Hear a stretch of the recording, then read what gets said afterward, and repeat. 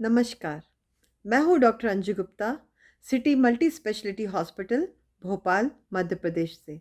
आज मैं आप सभी से बात करना चाहूँगी हाई ब्लड प्रेशर या हाइपरटेंशन के बारे में। क्या होता है हाइपरटेंशन?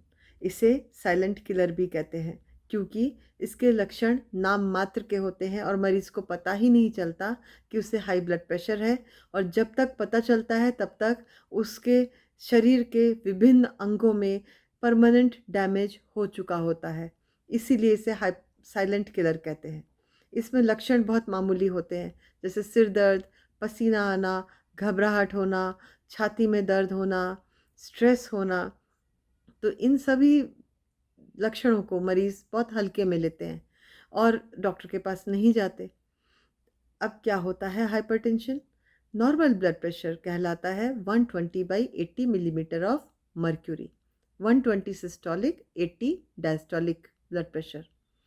तो सिस्टोलिक क्या होता है? जब हार्ट यानी दिल हमारा धमनियों में खून भेजने के लिए पंप करता है खून को, तो उस समय जो ब्लड प्रेशर बनता है उसे सिस्टोलिक कहते हैं।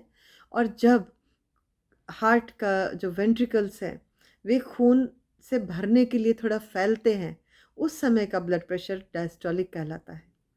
इसलिए 120/80 मिलीमीटर ऑफ मर्क्यूरी नॉर्मल कहलाता है, परंतु डब्ल्यूएचओ के अनुसार 140/90 ब्लड प्रेशर के ऊपर अगर हो तो उसे हाइपरटेंशन कहते हैं। परंतु इतने में इतना ज़्यादा घबराने की आवश्यकता नहीं है। थोड़ी सी सावधानी रखने से हम इसे ठीक कर पाएंगे। लेकिन यदि नहीं रखी और blood pressure 180/120 millimetre of mercury से अधिक हो गया, तो ये हम डेंजर जोन में पहुंच गए और हमारी जान को खतरा हो गया।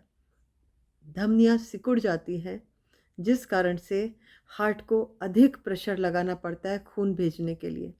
इस कारण से पहला नुकसान तो हार्ट को ही होता है।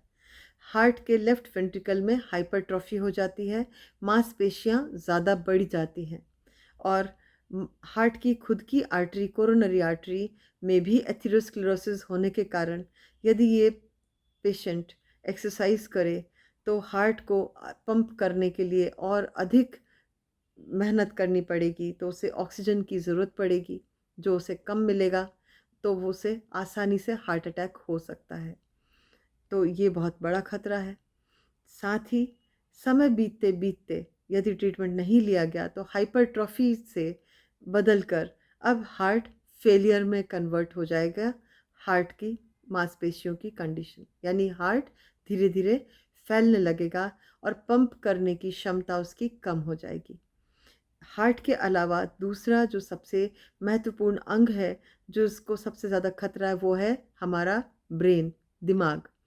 खून की धमनियाँ वहाँ पर फट भी सकती हैं अधिक ब्लड प्रेशर होने के कारण, जिससे ब्रेन हैमरेज हो सकता है। कई बार क्लॉट भी जम जाता है जो वहाँ पहुँच जाता है। उसको उसके कारण वहाँ पे इन्फार्क्शन हो जाता है। इन दोनों ही स्थिति में हमें पैरालिसिस हो सकता है, यानी कि विकलांगता आ सकती है, जो अगर इन्फार्क्शन के कारण हो तो ठीक करना बहुत मुश्किल काम है। फिजियोथेरेपी है इसे ठीक करने के लिए, ट्रीटमेंट दवाइयों के अलावा, परंतु फिर भी कुछ ना कुछ विकलांगता रह जाती है। इसलिए सावधानी में ही समझदारी है। इसके अलावा हर अंग में, क्योंकि ब्लड प्रेशर के कारण खून ठीक से नहीं पहुंच रहा, कोई भी तंत्र हमारा अपनी पूर्ण क्षमता से काम नहीं करता। इसलिए हर जगह कोई ना कोई नुकसान अवश्य होता है। इसका कारण क्या है? आपको पता ही है। स्ट्रेस लेना, वसा यानी फ़ास्ट फूड ज़्यादा खाना, धूम्रपान, शराब, नमक ज़्यादा लेना, एक्सरसाइज़ ना करना, मोटापा, और साथ में किडनी की बीमारियां भी बहुत अहम रोल प्ले करती हैं इसमें। क्योंकि बच्चों में जब भी हो या यंग लोगों में हो, तो किडनी की ही कोई ना कोई बीमारी होती है, जिसके कारण ये ब्लड प्रेशर हो सकता है उसे। इसी तरह एड्रिनल ग्लैंड का ट्यूमर, वो भी एक कारण है बहुत बड़ा, क्योंकि वहाँ से हाइपरटेंसिव एड्रेनलिन हार्मोन सिक्रीट होता है, जिसके कारण धमनियाँ सिकुड़ जाती हैं। इसके अलावा जेनेटिक रीज़न भी होता है, यानी किसी परिवार में ब्लड प्रेशर के जीन्स होते हैं, तो यदि आपके परिवार में ब्लड प्रेशर है किसी को, तो आप ज़रूर चेकअप अपना रेगुलर करवाएं। तो इससे ठीक होने के लिए हमें क्या करना चाहिए या बचाव के लिए क्या करना चाहिए? सबसे पहले तो बचाव के लिए अगर किसी के परिवार में है ये समस्या, तो उन्हें ब्लड प्रेशर समय समय पर चेक करवाते रहना चाहिए और यदि हो तो उसका ट्रीटमेंट लेना चाहिए। नमक कम खाना चाहिए, एक्सरसाइज करनी चाहिए, मोटापा कम करना चाहिए, फास्ट फूड कम करना चाहिए, वसायुक्त भोजन कम करना चाहिए, शराब धूम्रपान से दूर रहना चाहिए, स्ट्रेस कम लेना चाहिए, नींद ठीक से लेना चाहिए। अब आप कहेंगे स्ट्रेस कैसे कम करें? स्ट्रेस कम करने का तो बहुत ही आसान तरीका है, योग, प्राणायाम, ध्यान। ये सब हमारे अष्ट योग के ही अंग हैं, जिनको करने से आपका स्ट्रेस खुद ब खुद कम होगा।